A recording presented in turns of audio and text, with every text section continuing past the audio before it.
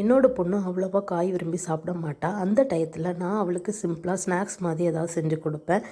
அந்த ரெசிபியை இந்த வீடியோவில் உங்களுக்கு கொடுக்குறேன். இது செய்கிறதுக்கு நான் வெறும் பொட்டேட்டோ, கேரட் ரெண்டுத்தையுமே ஃபிங்கர் ஷேப்பில் வெட்டி வச்சுக்கிட்டேன்.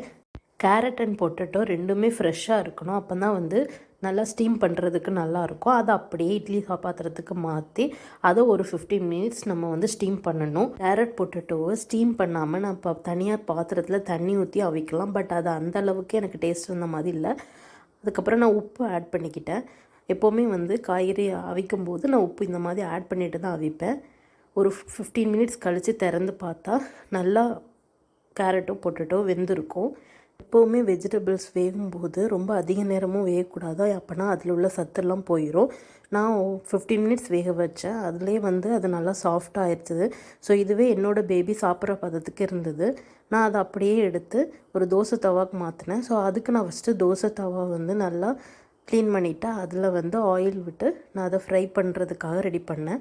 அதை அப்படியே நான் தோசை தவாவில் போட்டு நான் அதை அப்படியே ஃப்ரை பண்ணேன். அது டீப் ஃப்ரையும் ஆகக்கூடாது, அடியும் பிடிச்சிடக்கூடாது. ஸோ நம்ம அதை வந்து திருப்பி விட்டுக்கிட்டே இருக்கணும்.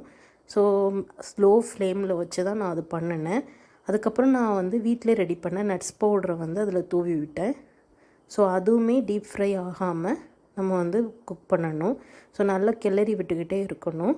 காலிஃப்ளவர், ப்ரக்கோலி, பம்கின் இதே மாதிரி தனியாக வேக வச்சு சால்ட் ஆட் பண்ணி ஃப்ரை பண்ணிக்கலாம். ஃப்ரை பண்ணும்போது நட்ஸ் பவுடர் ஆட் பண்ணிக்கணும்.